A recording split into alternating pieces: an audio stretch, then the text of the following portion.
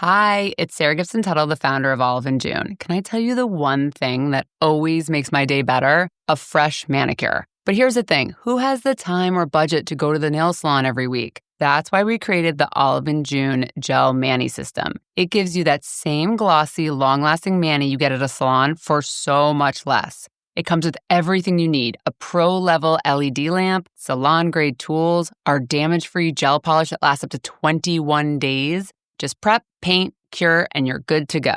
And the best part, it's so easy and super affordable. So skip that $80 salon appointment. Get that salon quality look at home on your schedule. Head to oliveandjune.com/ManiMagic20 and use code ManiMagic20 for 20% off your first gel system. That's oliveandjune.com/ManiMagic20, code ManiMagic20 for 20% off your first gel mani system.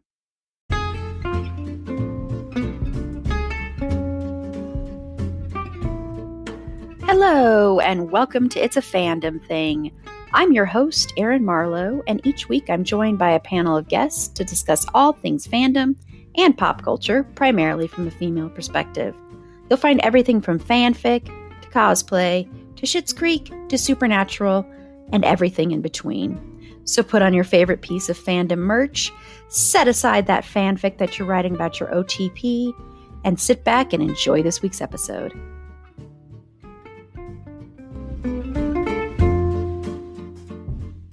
Hello, and welcome to this week's episode of Pop Culture and Fandom News. I'm your host, Erin Marlowe, and on Friday's episode, yes, I finally did it. I finally watched Home Alone. I am just, I'm not going to say how many years, late to the party here, but I finally watched it, and so we are going to be talking about that on Friday. That's our Christmas episode for this year. It still hasn't really put me in the Christmas spirit. I just cannot get in a Christmas spirit this year. I'm trying so hard, but I don't know. This year has been really, as everybody knows, this year has sucked. Yeah, it's been a rough one. But I'm hoping talking about that will put me in the mood. And my two lovely panelists here, and unfortunately Bex couldn't make it because Bex is not feeling well. So I hope you have a speedy recovery, Bex. But my two panelists are wearing Christmas-themed sweaters. I am the only one not. So even though you can't see this out there, but picture the Christmas sweaters. I might have them describe what they're wearing. Kim's is very much on theme for Friday's episode. But let's introduce them. So joining me for this week's Pop Culture episode and Friday's Home Alone episode is from OK Real Quick, Carla. Hello, Carla. Hello, Erin. I'm so happy to be here, wearing my cyclical salutation sweatshirt. Thank you for being here. And then also joining me is one of the co-hosts of the podcast Big Reputations Pod, which I know you have recorded your final episode, but people can still go out and listen to it. So hello, Kim. Hi, everybody. I am wearing a Merry Christmas, You Filthy Animals shirt because I am very much on topic. I love a good trend. I love a theme. So I went and pulled this out of the closet. I'm like, it's ready. It's time. Because I'm also having a hard time getting into the holiday season. I haven't pulled out any Christmas stuff. Like, I don't even have Christmas decorations up yet. Me either. I have a Lego Christmas tree.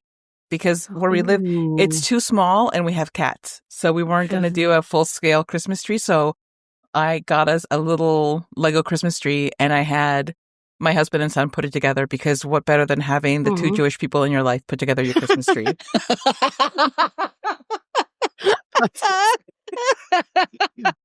Why not?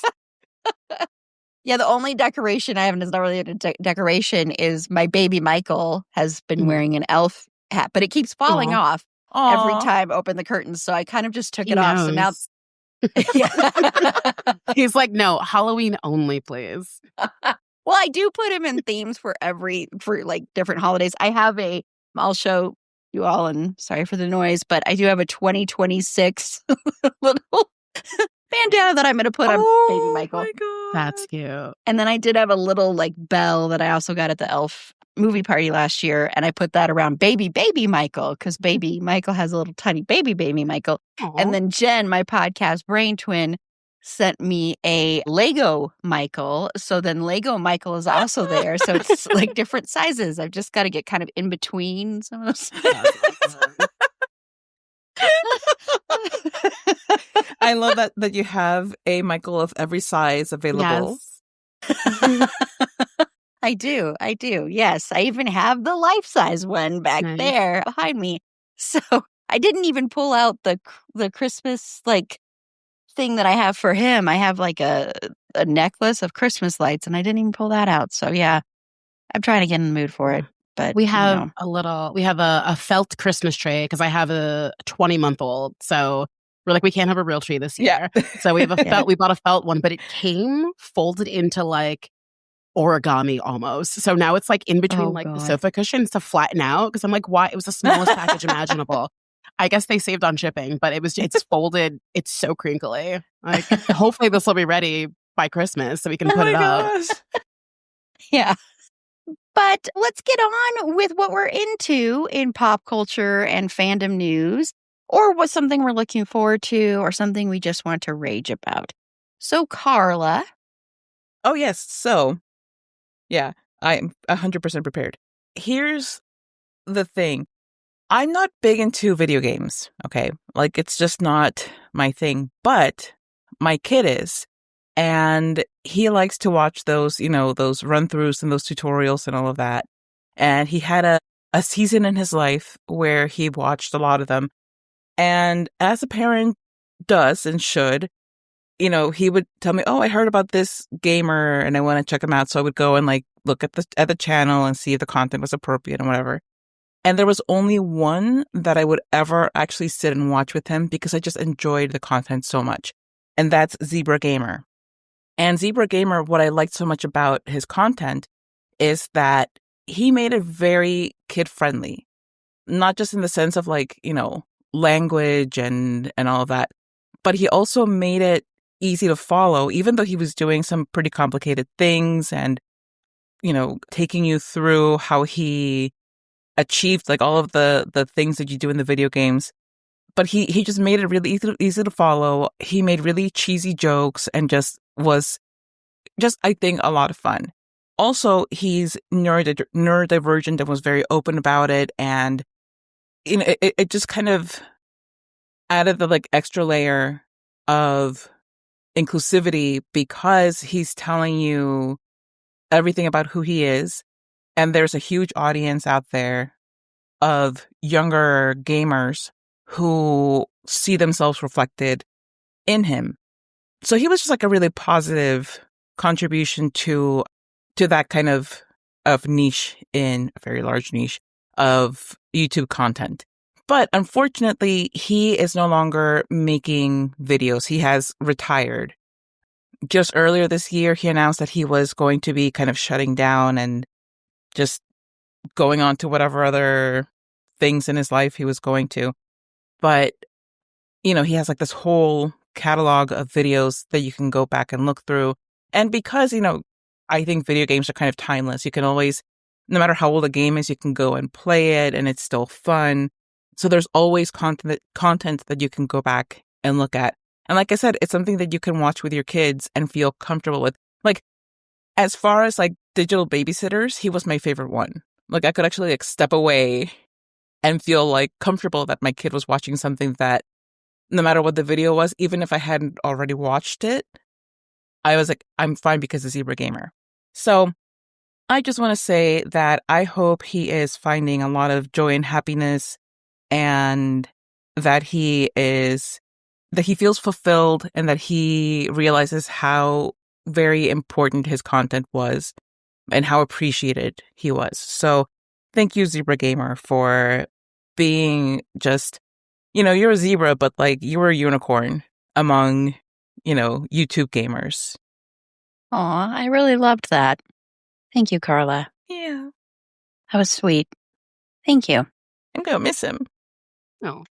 And this is one of the first times having someone other than Paula mention like gaming stuff too. So, and this will also be the last time that I mention it. So there's that. I mean, if he comes back and it's like, hey guys, I was just kidding, I'm unretiring, I'll be like, oh my God, you guys, guess what? I'm going to talk about games again. Well, I mean, I play games on my phone, but they're not like that kind of game. They're like match masters, like matching things in a game. Woo! Not exactly something that I see it, but you know what? You could corner the market on that if you wanted to make YouTube videos about that. Yeah. So, Kim. Mine's not as positive. Mine's not positive at all. A trigger warning for child abuse. So if you need to like skip through like a minute or two, you can skip through if it's not what you want to hear. But I recently watched the documentary Predators. Paramount has been pushing it to me so aggressively that I was like, okay, fine. Because I grew up watching To Catch a Predator. So that's what it's about. It's about the show To Catch a Predator with Chris Hansen. And I grew up watching that and loving that show, watching it with my family. Like, it was weird. Like, we all would sit down and watch these people get like justice.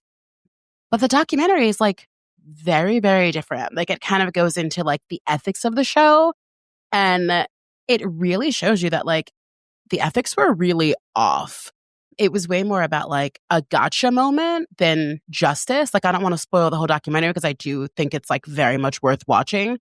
It was very much, they were there for the ratings, and the producers did a lot of things that ended up with cases being dropped, and they did it for many, many seasons. So it's like, what are we doing this for? Is it because we love kids and want to protect them? No, it's because we can sell t-shirts and mugs and all sorts of weird things. So, I mean, I went through a whole range of emotions watching this documentary. It left me feeling just very icky at the end, and I think that was the intent. I think the show To Catch a Predator did more harm than good. There's all these like copycat accounts on YouTube that just kind of beat up people and harass people and are really in it for the clicks as well. And no one thinks about the victims or why people do what they do. Like, it's very interesting. I didn't expect to be so triggered by it and I just assumed that justice was done. I assumed that every man who was on that show being a creepy weirdo went to jail, and that's like not what happened. And it kind of feels like, oh, was my childhood not truthful? Was like all of this just a lie for views? And yes, and that's kind of sad and depressing. And Chris Hansen's like totally cool with it because it made him kind of an icon, and I really enjoyed him, and now I don't. It's definitely worth watching. It's on Paramount Plus. It came out this year. I don't remember who the director was, but it came out in 2025. So I recommend watching it. I really did like the director. He made you feel things that you didn't think you were going to feel. Like, I definitely walked in one way and walked out another. So I recommend it. Yeah, it's on my list to watch. I just have to be in the headspace to watch it. Yeah. I know there were a couple of like mystery screenings of it actually at the Alamo, which was kind of, I think when you're going to do something like that, you have to, I mean, I don't know if they did any trigger warnings or anything beforehand or anything, because, you know, they will usually post things outside sometimes for that. But yeah, it's on my list to watch. I just have to be in the headspace because I have heard it will totally change the way you look at that show. And you know, I mean, sadly, it doesn't shock me that something that was supposedly doing great stuff wasn't like necessarily the best. Yeah. Well, I'm going to put a trigger warning before what I talk about too, because even though it's something that I'm very like into this week and it's like been the joy of my week, trigger warnings for Nazis and racism and stuff. I honestly think the small studio Cineverse is winning in marketing because earlier this year, they had The Toxic Avenger, which they, of course, you know, they did a whole thing where they used all their marketing budget to pay off medical debt. And then they also took, you know, the ticket sales, they took like up to like, it was like $10 million and paid off $10 million worth of medical debt. So it wasn't really necessarily that they were paying $10 million, because if you've watched the John Oliver talk about when he bought all that medical debt, you can buy it for a lot less than it's worth. But that's amazing. I mean, if a big studio were to do that, can you just imagine how many people's lives would be changed? And now they have the movie Silent Night, Deadly Night coming out, which I haven't watched it yet. I'm watching it in a couple days. I've heard that it is exactly what I'm expecting it to be, which is like just cheesy slasher holiday fun. But what they have done is, and bloody disgusting as well, is they have done this marketing campaign with this movie that I think is just fantastic. And starting with this week, they released a scene from the movie, and it's like 7 minutes long, of Santa killing Nazis, like killing like over 20 Nazis. And even though people were like, oh, I wish you hadn't spoiled this scene, which I get, but at the same time, I feel like it was such a not wonderful. It's not necessarily the right word, although it is in a way, because it's very, I think, cathartic to see Nazis getting killed like they are in this film. And it's like, you can tell that like Santa or Billy was being told to kill just this woman, this head Nazi woman. But then he's like, no, I'm going to kill every single Nazi in here. And he goes and kills all the Nazis. And I thought that was brilliant, because maybe if people are on the fence about seeing it or don't want to see it, maybe it'll make them want to see it, because they're like, wait a minute, so I get to watch Nazis being killed? And then on the other side of it is, if people aren't going to go see it, they at least, if they can handle the gore and stuff, they at least get to watch that. And I do think there's something kind of cathartic about that. But I want to also applaud them for this, because they posted this and they got, as you can imagine, so much hatred for this, so much racism, of course, and people being like, how dare you show this, and how dare this happen, and why are you trying to ruin Christmas, and why bring Nazis into this, and why do this to, and also Nazi sympathizers and everything like that. And instead of doing what I think a lot of bigger studios would do, which would be like, we're sorry, we probably shouldn't have released all of that, instead they doubled down on it. And they keep doubling down on it. And they doubled down on it by bloody disgusting on their YouTube channel for 48 hours until the film was released, played that on a loop for 48 hours. And to me, that is amazing, because it's like, instead of being like, okay, yeah, we're gonna listen to you and we're not gonna, do this. No, they're like, fuck you. We're gonna keep playing this over and over again. On all of their marketing, they'll be like, kill Nazis and kill Nazis. And it's just wonderful. And then today they posted another thing where what they did is they just shared all these comments, all these hateful comments, and just said, nope, everybody go see this movie to get back at all these people. And the original Silent Night, Deadly Night did receive, of course, a lot of people were, picketing the film, and because you've got someone dressed as Santa killing people. And so it's kind of like the same thing happening, but I don't know, there's just something kind of beautiful in a way, or wonderful, that this studio is not giving in when all we're seeing is people giving in. And the fact that they're not, and they're like, screw you, we're going to kill Nazis. This is like, the feel-good movie of the year. And we're just going to double down on it. And, that should not be a controversial thing. And also, and this is a sillier thing, another marketing thing they did is, if you send them your ticket stub or proof that you've purchased tickets, they will send you, Rowan Campbell, who plays the main character, a picture of his feet, a foot picture. Oh, yeah. And so I sent in mine, and I will tell you, it is not necessarily the foot picture you're thinking you're going to get, but it's the foot picture that really makes sense. So I would do that if I were you. I saw that and just assumed it was a joke, but there's real foot pics happening. Oh, yeah. No, they're really sending them. They're really sending foot pics. And they just posted again about an hour ago saying, we're still going to send you foot pics. I absolutely love everything about this. Now, listen, I still might not go and watch the movie, but I fully support anybody going and watching it. I might just buy a ticket That's to what I was support the thinking. movie, but not go, because it's definitely not something that I think I would want to watch, but I want to support the cause. Mm-hmm. Yeah, and I'll let everybody know what I think of the movie. I'm very excited to see it. I'm even more excited to see it now after this. Nice. And I just want to applaud them, because between what they did with paying off medical debt and then this, it's like, I really hope they don't get I know they need money because they're so independent, but I really hope they don't get bought up by a big studio and then change their ways, because this is the kind of marketing I want to see. I'm not saying like every single one has to do foot pics or anything like that. I'm just saying I want to see people like actually also have a spine and not give in. And that's what I thought was so great, is that instead of giving in and removing the videos, they just doubled down and streamed it for 48 hours. That's like incredible. That is so good. It's so good. Good job, guys. So I applaud you. I think this is the best marketing of the year is from Cineverse. So thank you so much for being a highlight in this horrible year. 2 toes up.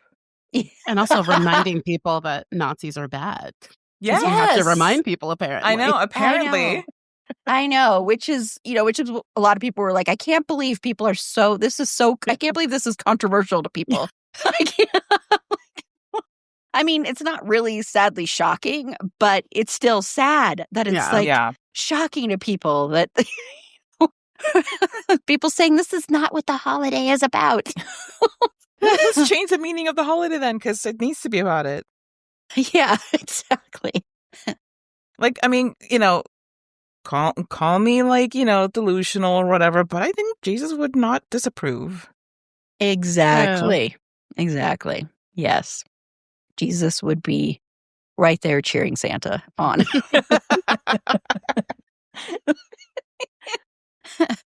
Okay, so we're going to take a quick break, and when we come back, we're going to watch the trailer for Supergirl. I'm so sorry that I said it that way.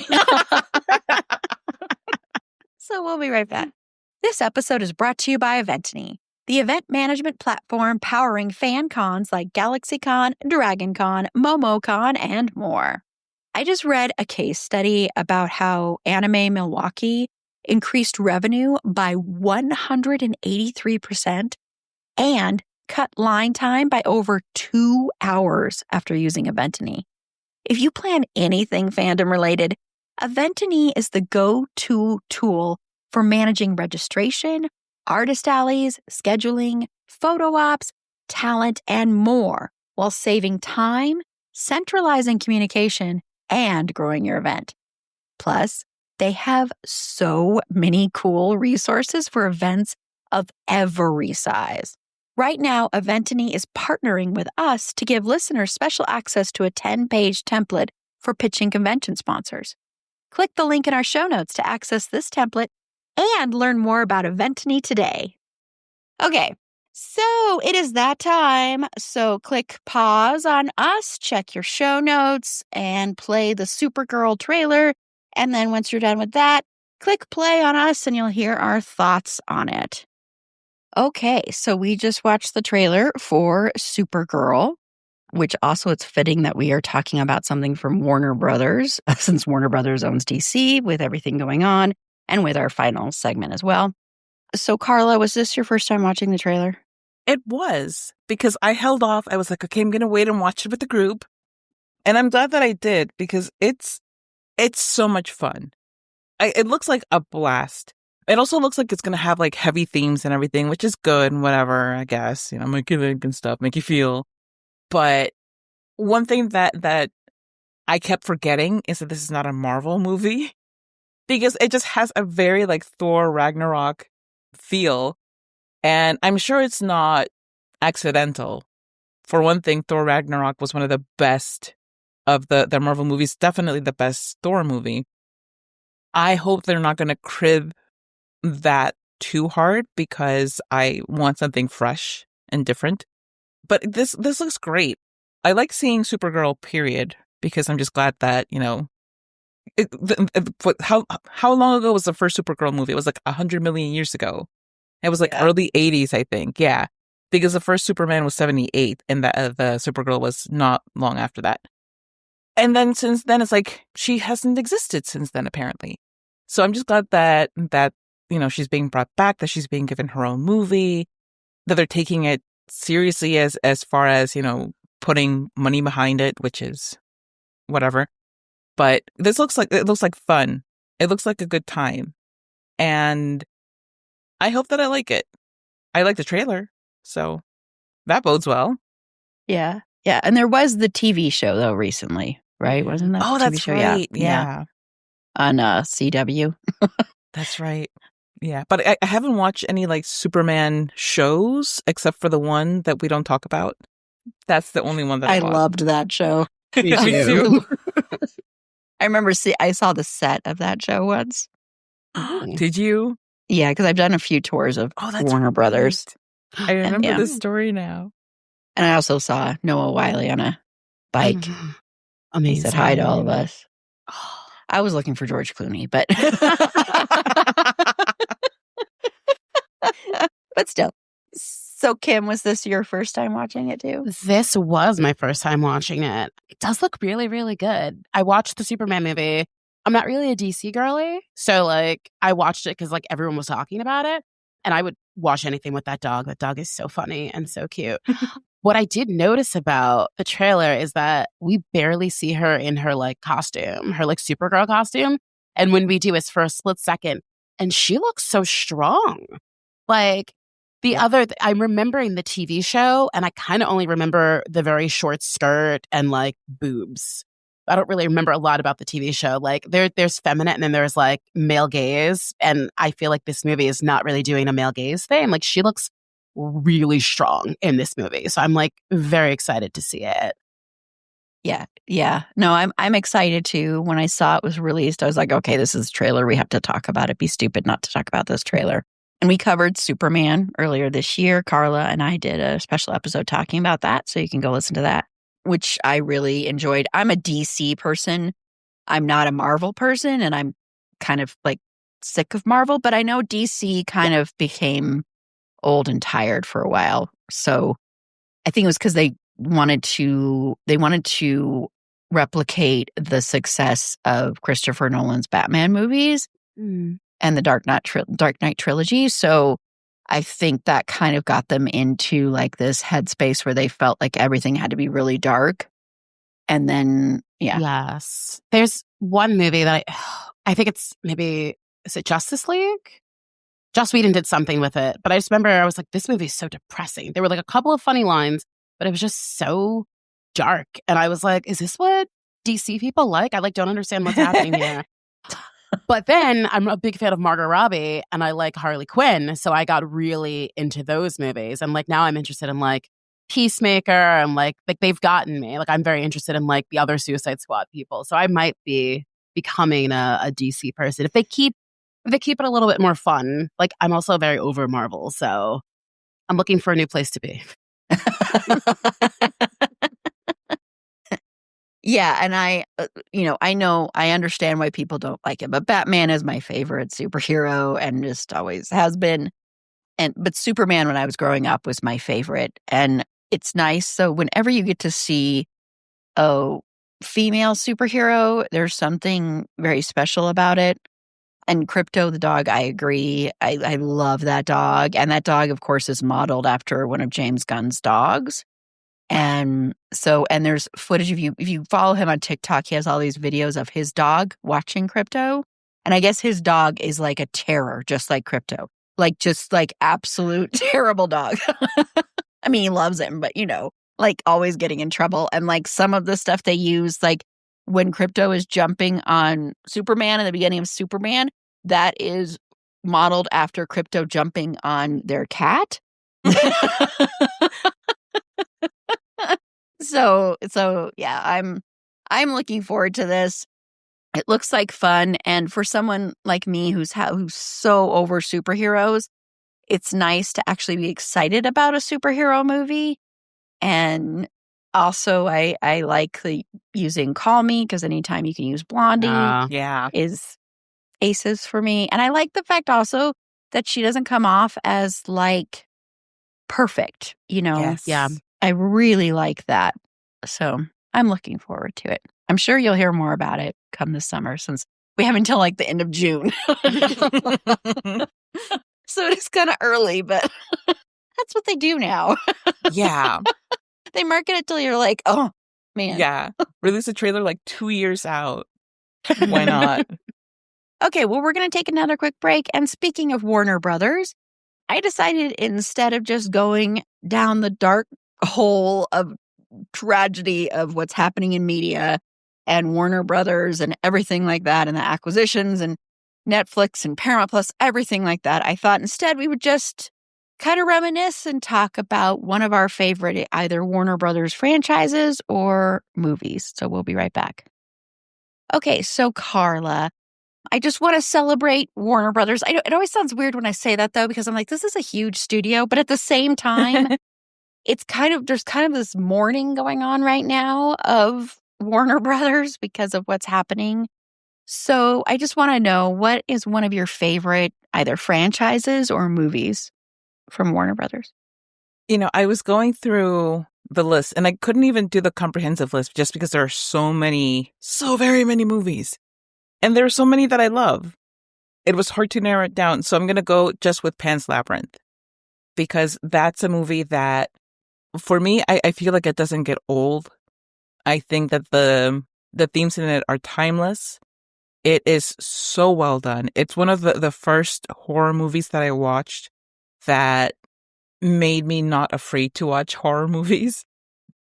Not because it wasn't scary, because it certainly had its scary elements, but just because the story was so compelling and I think important and just beautiful, beautiful movie. But yeah, there's just so many movies that they have, man. So many movies. And like, forget about TV shows. Like, between movies and TV shows is like ages of entertainment.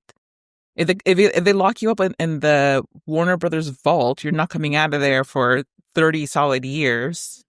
And you're not going to be bored most of the time. There's some, stinkers. But maybe just watch Pan's Labyrinth instead of the stinkers, and you'll be fine. Yeah. Plus, in the words of Guillermo del Toro, fuck AI. Yes. Yes. It's a smart man. Yes. So, Kim? There are, like Carla said, there are so many. Like, I was thinking Final Destination. I was thinking all the live action Scooby-Doo films. But the first thing I really thought of was like the whole Harry Potter series. Like, I can hear the music. I can see the WB logo. Like, sometimes they would put like snow on it. Like, it's imprinted in my brain that like WB was Harry Potter for all those years. And it gives me a very cozy feeling. And so I think if I had to pick my favorite franchise, it would be Harry Potter. And she's talking about the old ones, none of the new stuff. I have my Blu-rays I watch. I'm not paying anyone any extra money. Those I have on Blu-ray. I watch it on the PlayStation. I'm just adding that because I'm like, I don't want anyone to come after you. So I just was like adding that. It's my childhood. There's something like there's a lot. Yes. Like, it's my childhood. I can't, Yeah, I mean, I own movies that are made by horrible people, and but I own them, and so it's like, whoops. So it's like I don't have to pay like every time I watch them. Maybe unless you count like electricity. Yeah, somehow I don't think that the money you're paying your electric is going to their pockets. No, or is it? There's a conspiracy we can create. Let's start some rumors, you guys. Start some rumors. But that's awesome, especially the childhood part about it, because I do think that's true there's a lot of Warner Brothers stuff that is very much steeped in childhood. I mean, when I was looking... Yeah, I mean, when I was looking through the list of stuff like Gremlins and other things, like the list of stuff for Warner Brothers from the 80s, I was just like, oh my gosh, this is like a lot of my childhood. Yeah. Yeah. Like, send them the bill for the trauma for some of them, like Neverending Story. Oh my God, I can't. That movie is like, I watched that movie. One of our teachers died. And they got all of the kids in one auditorium and put this movie on. So we're all really sad. And then we had to watch this guy, like, he doesn't have a name. And it was just like, oh my God, what is happening? And so like, I get very sad thinking about the movie. I know people who love it, but I'm just like, it's a dark movie and like reminds me of a dark time. Like, I'm just not a fan of Neverending Story. I don't think I'd ever watch it again. Yeah. Okay. Well, that makes a lot of sense. It was a bad choice for a movie for everyone to watch. Like, yeah. Oh my God. Read the room, people. Yeah. We did an episode talking about Neverending Story this past summer, so you can go and listen to that. Where I am now, I guess, a cold person because I watched it and I was like, and the scene with the horse didn't upset me at all. Oh. I just was got the image in my wrong?" head. Oh no. I'm sorry. But I was like, what's wrong with me that didn't? I'm like, it was sad, yeah, but I don't know. Okay, we get it, Erin. You don't care about horses. Because I'm like someone that I hate watching animals get hurt, but I was just like, well, we don't really know this horse very well. We're not friends with this horse.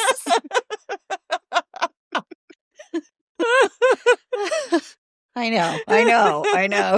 Mia is like a core part of my personality. But it is weird, though, when we were kids in the 80s, we watched these movies that just like, they were just set out to traumatize us. We also did that episode earlier this year talking about 80s traumatic 80s movies. So yeah, we're tough. We're tough kids. Whether we want it to be or not. Exactly. Yep. Well, I was going to go with something big and something like, I almost went with Gremlins and stuff, but then I saw on that list, and I didn't even realize it was Warner Brothers that ended up distributing this film, but I was like, I'm going to highlight a small independent film that was distributed by a huge big studio because it was a small film that like nobody really has seen this movie. And it's this movie called Dogfight. And it is from the 90s, from 1991 was when it was released in the United States. And it stars Lily Taylor and River Phoenix. And everybody knows I love River Phoenix. Someday we are going to do that episode about him. And the premise is going to sound so god-awful and horrible. But go with me because it's actually one of the sweetest romantic movies I've ever seen. But what it's about is it's about these Marines this is in the early 60s, right before the Vietnam War, like really kicked into high gear. And they are on leave in San Francisco, and they have this thing called a dogfight, which means every single one of them goes and picks up like the quote unquote ugliest girl and bring them to this date. And then whoever wins money. So it's horrible. It's an awful premise. I understand. And Lily Taylor is the person that River Phoenix brings to this. So yeah, I know. Well, Hollywood ugly, I guess. I know. A lot of the women in here aren't actually ugly, but it is a lot of that standard. But I know the premise sounds absolutely horrible. I understand, but it's actually a really sweet coming of age love story.